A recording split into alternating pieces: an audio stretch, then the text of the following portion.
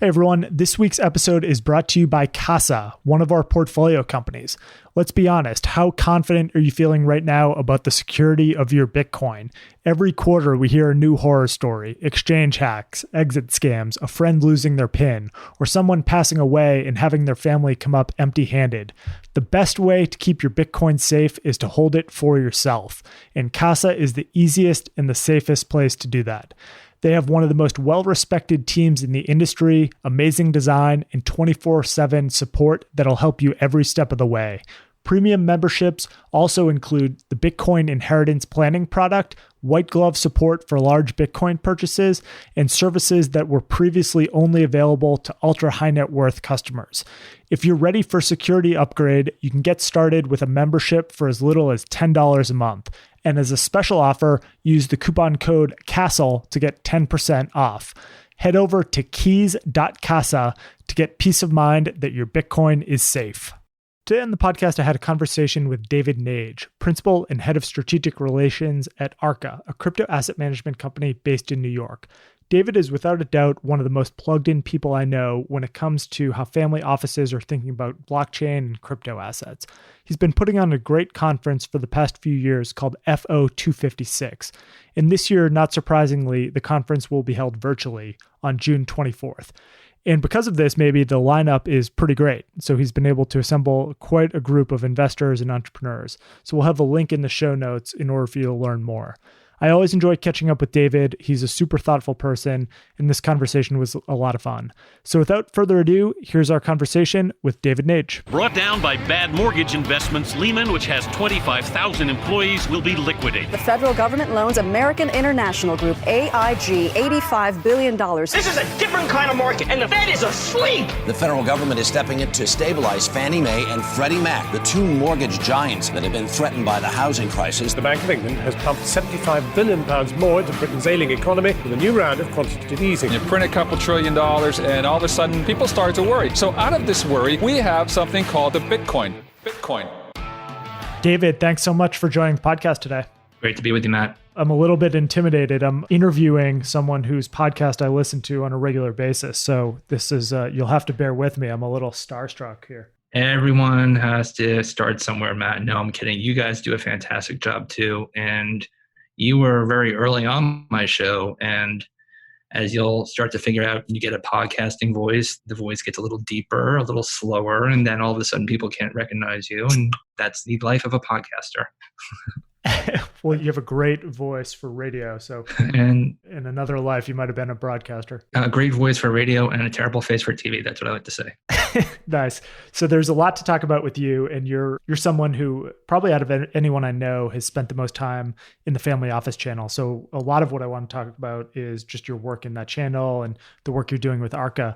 But it would be helpful for the listeners to just hear a little bit about your career path. How did you get to where you are? And just give us your background. Sure.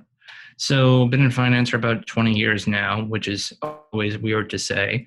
First half of it was in asset management and then in fintech. And I always like to say that I was talking about fintech before fintech was a thing. Halfway into my career, I found my way into the family office world and worked for 3 different families during that time frame, focusing on early stage direct investments in what I would define as more mission-driven focused companies and projects. Companies that were working on climate change, companies that were working on genetics, things of that nature, really mission-driven and focused. And then around 2015, one of the family members for one of the family offices I was working at had made an investment in one of the first Bitcoin funds. And so 2015 was a very auspicious time for Bitcoin. As we know, we had the Silk Road, we had the Dow, and some fairly not so good headlines. And it really caught me off guard. And so I spent about 6 months of my life learning everything about Bitcoin. I had heard about it before, like many other people say, I had heard about it, but I really didn't understand the fundamentals behind it and what really drove it. And so 6 months of my life, and then also teaching myself how to code, as I always like to warn people, that is not necessary. And no, I really am not a coder. I just wanted to be able to speak the language. I always joke, if I'm going to Greece, I want to be able to order food in Greek, or at least be able to ask the patron where the bathroom is in Greek instead of sounding like a dumb American tourist. And so, that was kind of the reason behind it. I wanted to be able to talk the language. And so all of that work really led me to the belief that centralized systems were very fallible, that we were seeing them break down, that we saw more data hacks. We saw our digital self, as I like to say, our digital self was becoming non-existent, that it was porous. And all of that really led me to formulate a thesis that this new world that I saw of distributed and decentralized architecture was going to be bountiful, that it was going to change economic systems, that it was going to change social systems.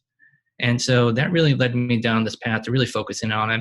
And then in 2018, I opted, after my first conference, FO256, which is you're talking at. After that, I really started to say to myself, if I see it and I believe in it, then why am I not pulling myself fully into it? And so with the permission of my better half, my wife, who I love and do not want to divorce and don't want to have a horse head in my bed the next morning, I told her, I said, I think this is really where I want to go. And we worked it out. So I took about 4 months to do a garden leave, and I met with a lot of different funds and met with different projects. And all of that led me to start writing and led me to start my podcast.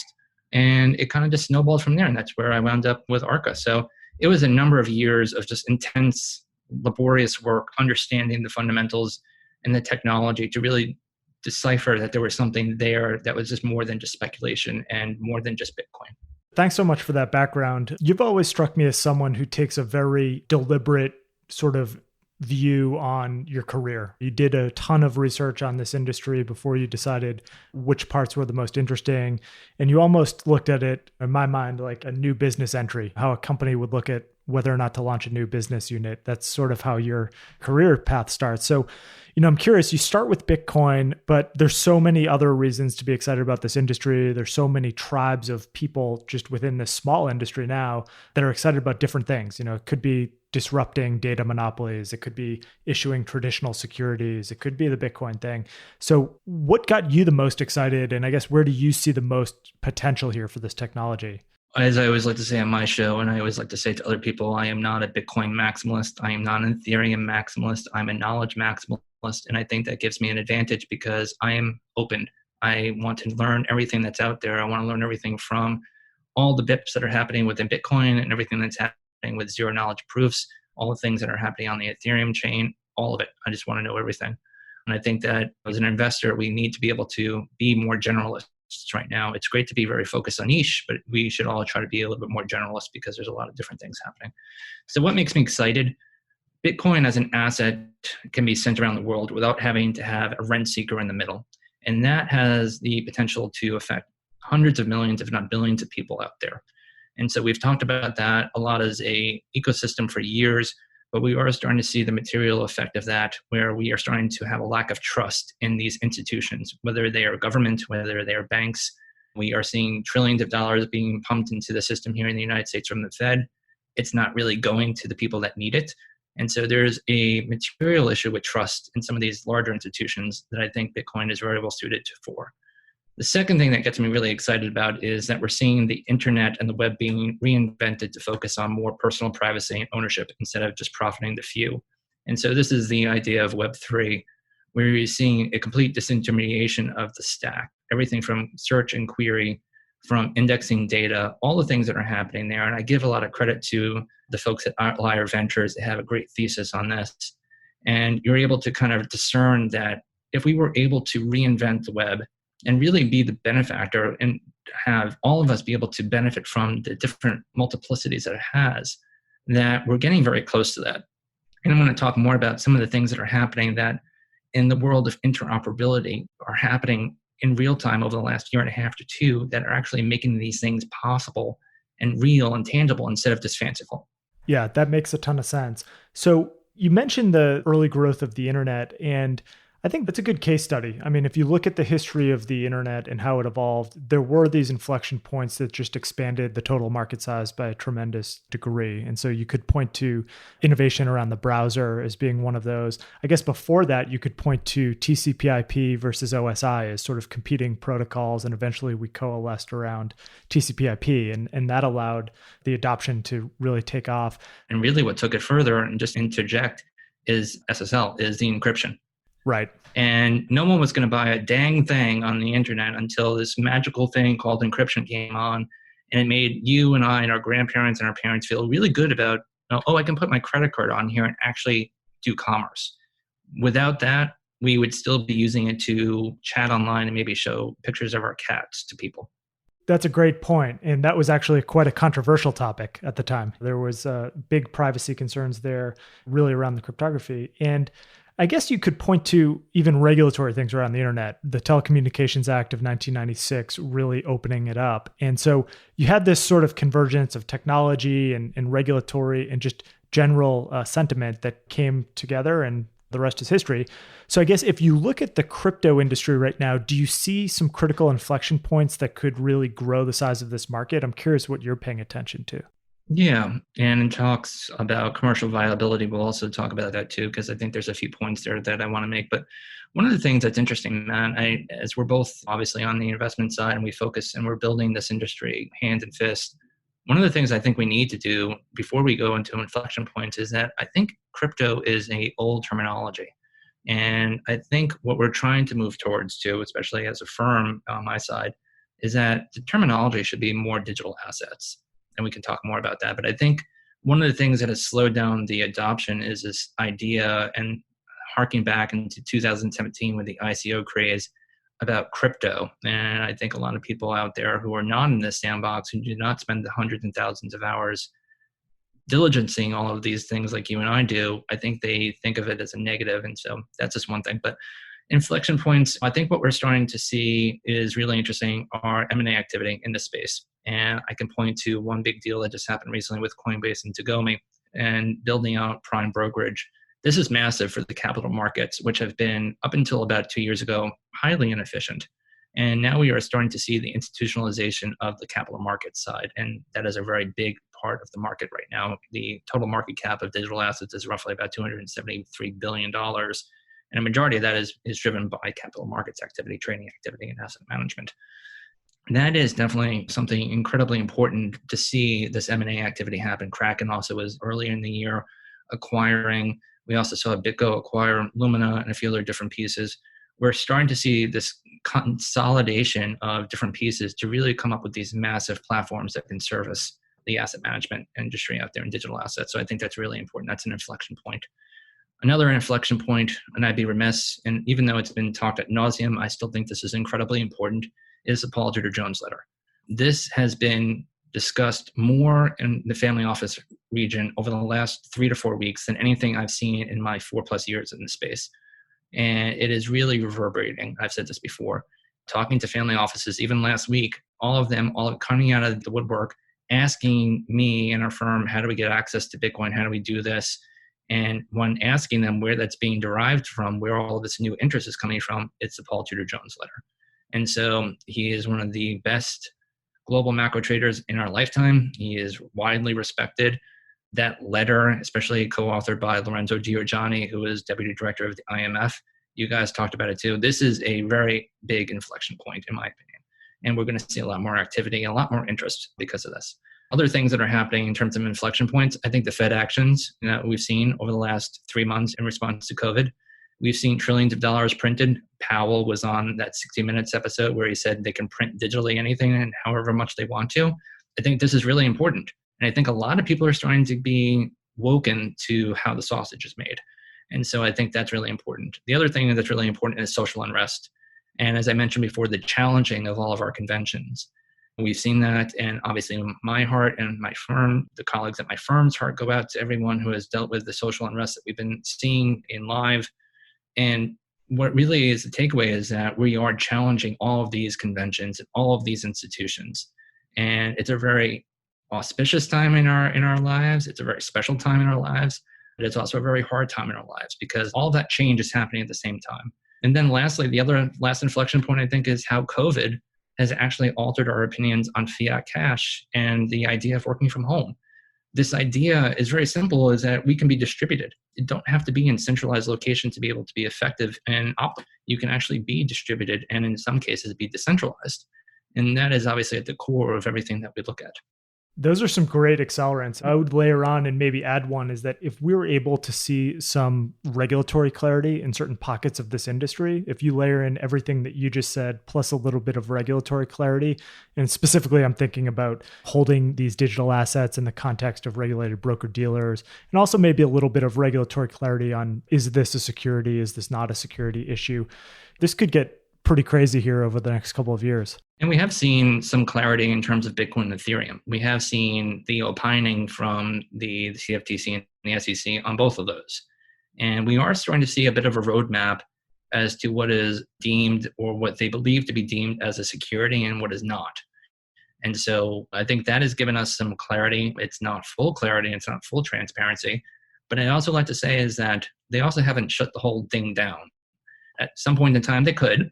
There's always that in terms of the risk management side of this, but they haven't. They've been very wide-eyed about it. They've had lots of conversations with the ecosystem and the community about it. And I think they're trying to come up with some regulatory clarity that will provide us more transparency going forward. I sure hope so. I think we're headed in the right direction there. So I want to shift gears a little bit and just talk about public blockchain assets, crypto assets, digital assets, whatever you want to call them, but Bitcoin, Ethereum, and then the thousands and thousands of others. And so there's so much going on here. There's so many projects that it's impossible to keep up with all of them. So I'm curious if you have a framework that helps you determine whether or not a particular digital asset is something that you want to pay attention to or understand more. Right. Of course, I will kind of preface this that this is not an investment advice, and I'm sure you already do that anyway, but this is not investment advice. And obviously, some of the opinions expressed by me are mine and mine only, not necessarily shared by my firm. I always love that I have to do that. But I would say that we are getting into a point where we're getting to a taxonomy in digital assets, where we are starting to see use cases and we're starting to see very specific points of adoption. Whether that's decentralized finance and you start to look at the narratives there and you start looking at the tokenomics there and how things are being derived, you're looking at the evolution of stablecoins, and that's becoming really important. You're seeing the evolution of gaming. You're starting to see some different chains out there and some different adoption curves out there of that specific one. And so you really, from my framework, you're trying to address what the total addressable market is. Back in the day, a few years ago, it was always like, oh, we're going to create a new Facebook and it's going to be completely decentralized and distributed and it's going to have its own token and we're going to take 10% of its market share. Okay, no, that's not really the way that we're going to be evaluating this right now. But how can you actually look at the token and what it's being used for? Is there a robust community involved there? Are they actually staking? Obviously determining between proof of work and proof of stake and how the staking network is actually working in that. What the lockups are, if there are any lockups in the token, those types of things. So there's a lot of different pieces to the overall valuation of those different tokens and the tokenomics for those different things. But to really go from the top down, I would say that there are different narratives at play that are really getting myself and our firm interested in. As I mentioned before, those are the ones like DeFi, those are the ones like gaming. And we're starting to see real companies, and I say that with air quotes, real companies that are out there that are leveraging tokens now. For instance, on my show, we had the CEO of Atari. Atari is launching a token right now. They actually just did a joint partnership with Litecoin, whereas Litecoin holders can get discounts on the Atari console that's coming out. And their own coin is going to be there to be able to do things on the games that they come out with. There's also going to be a whole environment where people can create games and be enumerated with that token.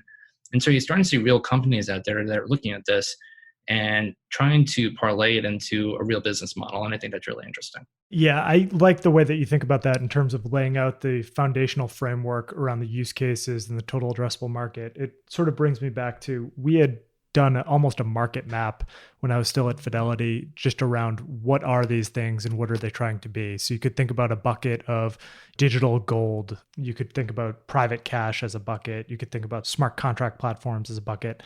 There's a lot of sort of Web3 buckets as well, just around decentralized file storage, decentralized compute, and then maybe you have application-specific things. So I think it's really important to have that taxonomy, as you say, because the value accrual mechanisms will be entirely different depending on what bucket you're in, I think. I'm not sure if would you concur? Yeah, I would definitely agree with that. And this is the one interesting thing, we talk about scaling, kind of network scale, whether it's Bitcoin, which is hovering around 5 to 7 transactions per second, whether it's Ethereum, which is hovering usually around 12 to 15 transactions per second. But it's interesting because you look at what's happening on Ethereum. Ethereum is not necessarily a transaction kind of network, whereas Bitcoin is much more of a cash transaction network type of environment. Bitcoin is much more of a computational environment where you're doing things, that token is there to actually help that network compute and do things there. And so, again, I think it's really interesting to kind of look back. All of this has happened, all of the taxonomy, all of the kind of guidelines, all of the structural issues regarding valuation has only really started to bubble up and become kind of mature, air quotes again, in the last 2 years. And so this has all happened in real time. And as we like to say, all of this is a moving target. Completely. I mean, just look at stablecoins over the past couple of months. I think we've seen something like $10 billion of US dollars move into these systems and sit atop some of these public blockchains. So I'm actually curious, on that point, what is your view on the adoption of stablecoins here? And specifically, I guess, what impact do you think this will have on some of the public blockchains themselves? I guess it's primarily happening on Ethereum, but we're starting to see adoption on many, many chains at this point. The quick comment I can make on that is that in the world of stablecoins, and this is something I've talked about for many years, I've always joked about this. So my wife is in charge of rewards and in many ways compensation. She's worked for a few publicly traded companies. And ever since I started getting into the world of digital assets, we've always joked about, can you pay your employees in Bitcoin? And she would always say, no, it's too volatile. And then when this idea of a stablecoin came around a few years back, I said, well, this is something new. This is something where it's kind of pegged and there isn't that volatility and you can have a lot more control of it. And she actually said, oh, that's actually quite interesting. And so just in that framework, this notion of having more stability and having a asset out there that is not necessarily there for speculative purposes and not for accretion and value, but is something that is there as an instrument to make the whole system work, I think is incredibly valuable. Yeah, I couldn't agree more. I mean, you look at a lot of maybe startups that didn't work in the 2012, 13, 14 time period where they were trying to introduce their own native currency. It was an interesting use case, but introducing your own token maybe distorted it, just made the friction costs of participating quite high, just given volatility and immaturity. Replace all of those kind of product details with a stable coin. And I think some of these businesses are completely viable in this day and age. I would also say, because I know we were also going to talk about commercial viability, some of the things that I'm seeing out there right now, aside from stablecoins, that I think are really interesting. So the idea, and I spoke to a family office about this last week, the idea that they could acquire Bitcoin and then potentially use services such as BlockFi, where they can still have those assets, but those assets can then be lent out. And while they're being lent out, can be generating an APR. They were completely mind blown by that idea. And I think that's really something that will continue this adoption curve when people learn about that and that those entities actually exist. I also think that the viability of the space and the commercial viability of the space is going to be benefiting from projects and companies like Lolly, where people are going to their traditional e-commerce sites, whether it's buying a bed or buying their pharmaceuticals from CVS or whatever it may be, and being enumerated and kind of rewarded with Bitcoin. I think that is really special because instead of just a coupon of some sorts, you're actually getting an asset that has accretion and value potential. And so I think the last thing that's really making this whole space viable commercially, I've joked about this, and it's, again, going back to my kind of geekiness with the internet. If you look at the curve of the internet, basically around 2000, you still had it was kind of plateaued. It wasn't really doing much. It was kind of low level adoption. And then in 2006, you had this massive spike and a J curved up.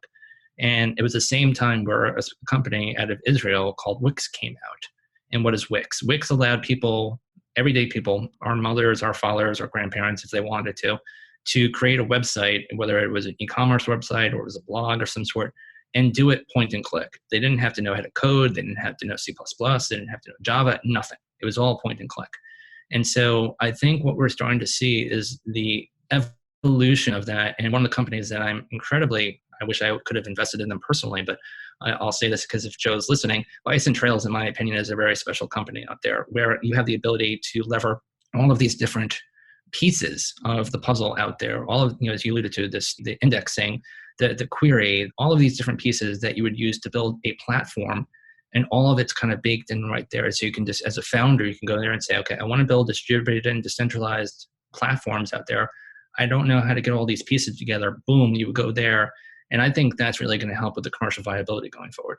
I couldn't agree more. I mean, you look at where Bison Trails operates, where BlockFi operates, Lolly operates. These are sort of these infrastructure categories that almost have to exist in order for some of these great use cases to go forward. So if you believe that this is going to be an enduring industry, then it's just hard to imagine really successful companies not being created doing exactly what those three companies are doing. And they're well on their way.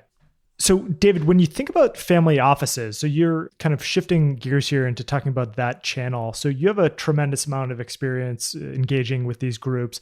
And I know it's not a homogenous group, right? So one family office is not the same as the other. I'm sure they're all quite different in their own ways.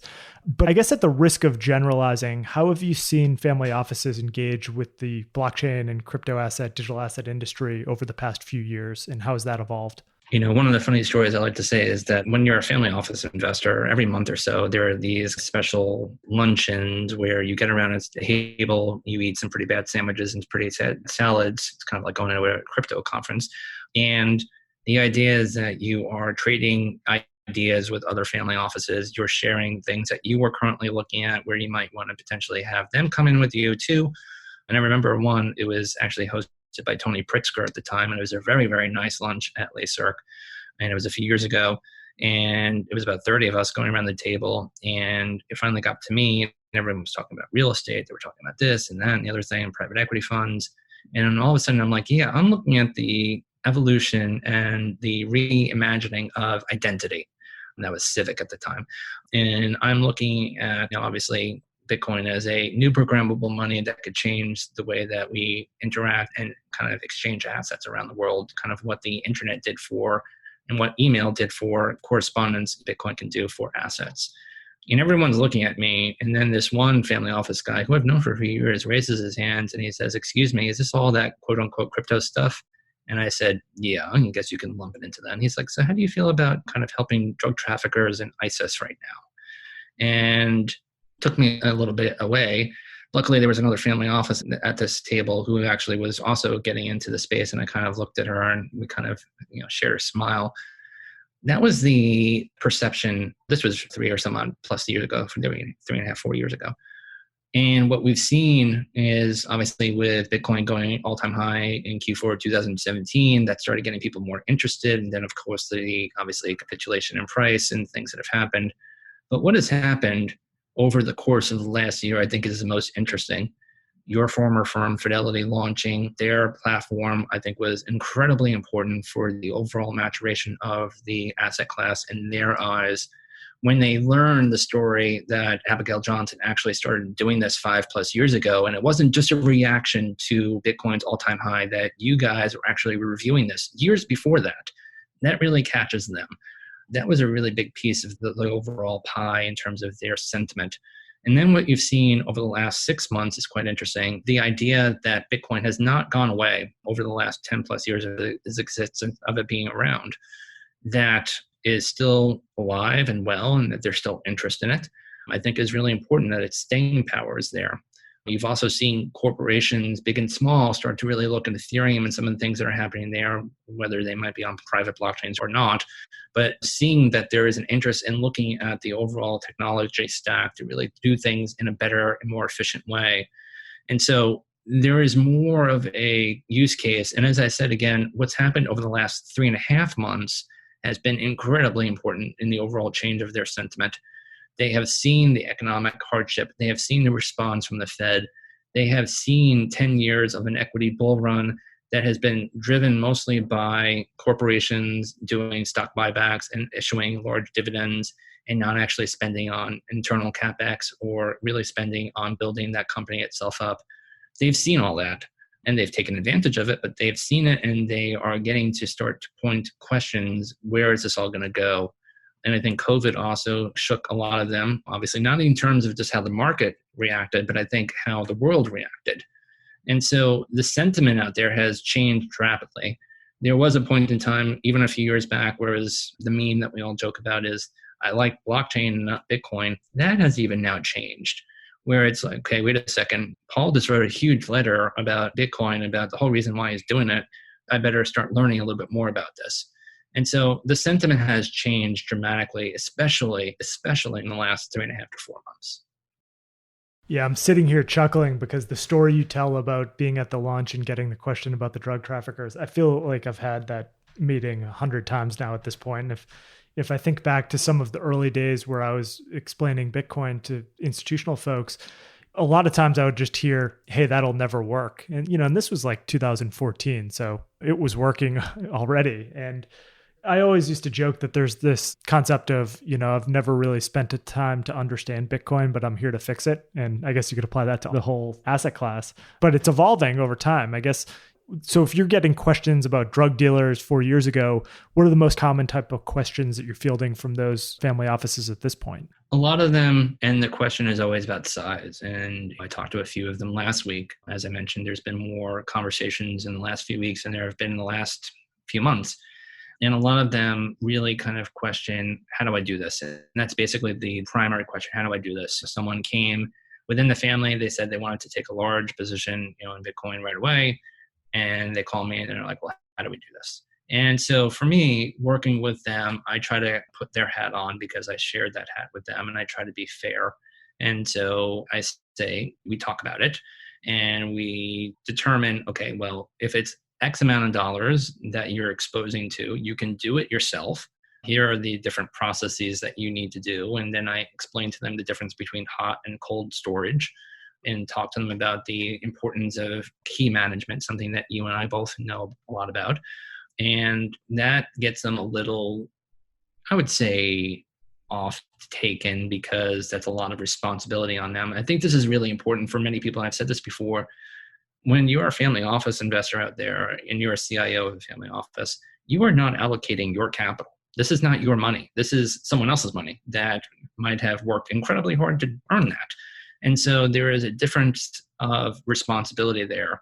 And so the idea of putting a few $100,000 on a Trezor or Ledger is not very comforting to them. And so we talk about that. And then we talk about the ability to go to some of the qualified custodians out there, as we alluded to, obviously Fidelity being at the top of the heap there. And then you have Anchorage and you have BitGo, you have Gemini and some of the others out there that are becoming much more of a regulated entity that have fiduciary responsibilities to their holders. And this is something that they're learning about. And then talking to them about the differentials in general partners out there in funds and talking to them about the scope and scale of that, whether they want to go purely venture capital, whether they want to have more active management, whether they want to use some of the kind of quote unquote ETF-like entities out there that are much more passive instruments. And so it's basically giving them a full spectrum of what is available to them currently right now. And then, of course, talking about direct investments where that is starting to happen is now too. And so it is really at this point in time, not necessarily why, but how the heck would I do this? And how would I do this to a point where I would be able to sleep at night? Yeah, that makes sense. I guess it was almost a year ago now that Marcos Varimis and his team, when Marcos was still at Cambridge Associates, wrote the great paper. I think it was called Cryptoassets Venture into the Unknown. And it sort of broke down the various ways that you might play this between direct equity investments, direct crypto asset purchases, venture funds, hedge funds. So is that the framework that many of these family offices are considering as they approach this space? It's interesting you brought that up, and Marcos is a good friend now, and I have always credited him and his team for doing that because it was massive when they did that. And I thought a lot of people would really need to appreciate how big of a step that was for Cambridge to do that. One of the things that I always like to say is that, again, harping back into my days, there is something called career risk when you are a family office investor. It is something that is shared by endowment and kind of other type of larger asset managers out there that are much more private. Endowment CIOs and family office CIOs are very similar in the respect that they don't really want to take outside or outsized risk relative to their peers. They like to be able to redact and say, okay, well, if I'm David Swenson just made a bunch of investments in digital assets, and I'm the CIO of another endowment, say at Duke or something, and I can say, okay, well, David just did that, and this is why we're performing the way that we're performing, and so I have cover, this idea of cover. And so all of that kind of interplays into the way that they would come up with their asset allocation. Do they want to have exposure to just one asset, or do they want to have a little bit more of a diversification? Right now, as I said, as we have been dealing with a really, really interesting time in our lives with the economic crisis and the social crises that we're seeing right now, many of them are looking at Bitcoin as a salvage They're looking at it as an inflation hedge. They are following the lines of Paul Tudor Jones's letter to the T. But when you talk to them, there is this idea of not necessarily putting all of your eggs in one basket. And so they are definitely looking to Bitcoin first and foremost. It is the Pepsi Coke challenge. This is what they know about. This is what they've heard about. They're trying to learn about it as much as possible. But then many of them are saying, okay, well, I need to have a little bit of a diversification because we got to make sure that we have some cover. That makes a lot of sense. So switching gears a little bit and bringing it back to you. So you had a lot of options when you were looking at entering this industry and you chose Arca. So tell us a bit about the firm. What does Arca do and why did you join? Yeah, so in reviewing everything out there, what I really was looking for was an appreciation of being a fiduciary, and that is very specific. There's a responsibility to the people that you are investing on behalf of, and being a fiduciary has those very strict responsibilities. And so many of the other funds I saw out there did not have that appreciation, did not have that knowledge base. And so Arca and the people that are there, including our CEO and our CIO, and our chief legal officer all came from the institutional side. They know what that word means. They have a deep appreciation of that. And with that comes a lot of risk management. And risk management is not super sexy. It's not the highfalutin kind of 1,000% returns, et cetera, et cetera. They can be very healthy returns, but at the same time, there is this idea of having capital appreciation for our investors, but also having capital preservation. Ensuring that the capital that is entrusted by us, by our LPs, is not eviscerated. That means there is specific sizing. That means that there is incredible amounts of work in terms of investment memoranda and that we can track the thesis behind that. We're constantly tracking everything that we are investing in. And so that as an institution, it was really special. And so Arca, using that as an underpinning, is a digital asset management firm. It is a multi-strat firm. Currently, right now, we have one live product out there, which has been doing quite well, using all of those criteria effectively, as I said, to help manage investors' capital. And the idea is that we want to express our interest not only in the liquid markets per se, but also in the illiquid markets. And that would be, things like venture capital and equity investments in platforms that are building the infrastructure of what we deem as the new tomorrow. It is a special place where it is not just one thing or the other. It allows us to have flexibility. It allows us to do things like special situations. It allows us to structure a lot of different opportunities, different than many other investors out there. And so again, this idea of a multi-strat asset management firm in this new asset class is something that really drew me to them. I think that this asset management opportunity is just one of the largest opportunities out there in the industry writ large. And you're starting to see big firms go after this, whether it be Arca or Galaxy, Grayscale, Bitwise.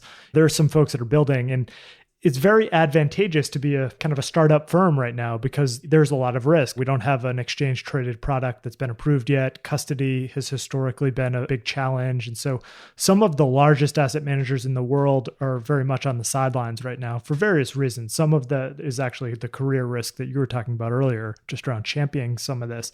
So with that backdrop, how do you see this evolving? What do the next few years look like in terms of the growth that we'll see from this category? Yeah, I would say that one of the things I tweeted out about a year and a half ago or so, maybe about 2 years now, it's gone so fast, was that for the first 5 to 7 years of this cycle, that family offices and other institutional investors would probably parlay their interest into this asset class and this technology stack vis-a-vis funds. And that the funds out there that were building those relationships were slowly educating those investors. We're giving them a tremendous amount of transparency. We're really going to succeed. And they were going to be the equivalent of a Sequoia or a Klein or a BlackRock in 10 years down the road, whereas they would raise a new fund and then a few days later they would be oversubscribed. And it would be hundreds of millions of dollars or billions of dollars versus just what we're able to do today. And so it's really my opinion that will be the case going forward, that people will seek out those funds. And the other interesting thing that is contrary to what I used to do back in the day, the fund-to-fund model back a few years ago when I was in the family office world, the fund-to-fund model became something that was not very appreciated, I'll put it nicely. It was something that a lot of people didn't really like. But the fund-to-fund model has become incredibly important in digital assets because those people have the ability to do deep diligence on those fund managers and, again, provide that diversification. So if you want to have exposure to digital assets, you can go to a fund-to-fund and they can disperse you to 4, 5, 6, 7 different funds, which all have different profiles, which all have different structures, which all have different strategies. And it gives you a way to kind of tilt into the space. Whereas, with the ETF, again, it's my opinion that the ETF is not something that we necessarily need. I know that people kind of draw ire to that. I just don't think that it's something that we need at this moment in time. An ETF, in my opinion, is a way to have a basket of securities that provide you a diversification factor. And right now, I think and that could be 20, that could be 36 different equities and different assets. I just don't know if there is enough per se to really do that in a robust ETF. And just having a Bitcoin ETF, I don't know if that also provides you kind of the exposure that you would per se be looking for. So the ETF has just been something that I don't think is needed right now. I think if people are looking for exposure to the asset class, they can do it directly. They can obviously, as I mentioned before, they can go the direct route and acquire Bitcoin or Ether or whatever kind of digital asset they feel like they want to. They can work with qualified custodians like Fidelity and Anchorage, the other ones out there. Or they then can go to the asset management side and they can look at the 600 different asset managers out there, feel a little overwhelmed, maybe choose a fund to fund, maybe go to talk to the folks at like Vision Hill, which are providing consultative services out there for funds and can provide a little bit more color and exposure to the fund market out there. And I think that's probably what we're going to see for the next 5+ years, is that most institutional investors will opt to use funds to really gain exposure to this. And then, especially with family offices, from my historical kind of take, they will start hiring people that came from the investment side of digital assets to do it internally for them. That's not going to happen yet, but I think that's probably going to happen in another 5 years or so. Yeah, so I agree with that. I think the sort of debate that's raging right now around the ETF, I guess there's all sorts of debates, but the one channel that comes to mind as really benefiting from an ETF would be the RIA channel. It's really difficult to get exposure to this asset class. If you use a registered investment advisor, there's all sorts of challenges around. There's not many options. Obviously, you can buy the Grayscale product, which is an OTC trust product, but people don't really like to go off platform in that channel, and there's a lot of capital there. So I guess that's the one channel where you look at and you say, there's really not much out there barring getting to an ETF, at least in that category. Right. And there are companies out there, Adam Pokornicki out there, who came from the traditional asset management side. He has been building out a firm out there, which I think is fantastic. And basically, it's called the Digital Asset Investment Management Firm. It's out there in California. And they are set up really to work with that channel. So if it's an RIA who's looking to have direct exposure to Bitcoin, they can work with them. And so, again, this is not something that really existed a few years ago. They didn't have these types of entities out there. And so slowly and surely, you're starting to see more entities pop up that understand the needs of an RIA, for instance, because the ETF does not exist. And they obviously are starting to hear that RIAs are getting inbounds from their clients because they want exposure to Bitcoin and other digital assets. And so we talk to them as well, too. We talk to RIAs as well from our perspective. So I think RIAs are starting to become aware that there is an ecosystem out there that allows them to get exposure to this asset class in a very intelligent and also in a very institutional manner. Yeah. So let's talk about the podcast a little bit. You're a big inspiration for us to get into the podcast game. There's your podcast, listening to Marty's, Lara Shin's. You do a great job with yours. And I think I've listened to every episode. So let's talk about what was your inspiration to get started with it? What did you want to accomplish?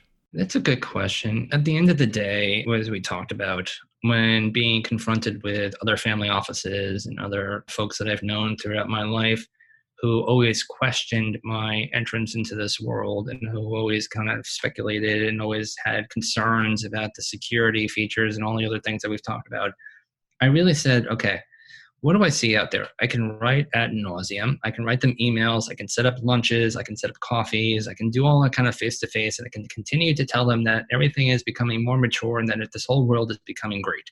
And I said, okay, that's a lot of work and I'm fine with doing that, but I don't know if that's necessarily effective. And one of the things I've always learned is that if you want to be effective, that you can write something, but also if you have something that they can listen to, that people can listen to. And so that kind of drew my inspiration, is that I wanted to have something where people can listen to different pieces of what's happening out there in this ecosystem, in this asset class.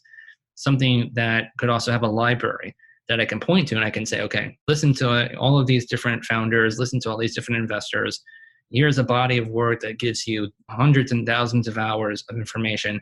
And it's easy because it's usually about 30 to 35 minutes. And you might be on your treadmill and you can listen to it and be informed. And so that was really kind of the catalyst behind it, is that I wanted to provide a body of work, a library for people to really learn and to be inspired and motivated to further diligence in themselves. I wanted them to hear that there were people coming from traditional asset management and coming from traditional Wall Street that were coming into this world because they saw that there was something there. It wasn't just a bunch of quote unquote crypto anarchists.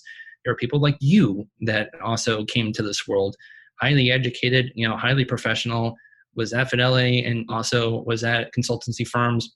These are not people that are trying to burn the whole thing down, but you see that there is this world out there of a lot of potentiality and a lot of growth. And so that was really behind the main driver behind, is that I really wanted them to understand that there was something deeper there, that there was more tangible, kind of substantial things that were happening in this world, and that it wasn't just all about kind of burning the whole system down. Yeah. Well, that's cool. I didn't realize that backstory. Any guests stand out as particular favorites? All of them. All of them. I'm not answering that question. All of them. I love every single one of my guests. You love all your children equally. All 150 of them so far. I love them all. I am kind of annoyed, though. I had a goal of doing about 125 episodes this year, and then COVID happened and it kind of shut everything down.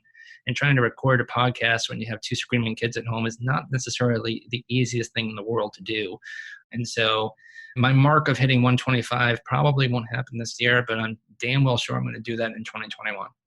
Yeah, well, you're telling me about the challenges of recording with children running around. Nick and I often talk about early stage venture as kind of being a content game to some degree. If I think about how I got interested in blockchain and crypto assets, it was actually through reading Fred Wilson's blog and through reading Chris Dixon used to blog at cdixon.org, I think was his URL. And, I used to read everything that those guys put out.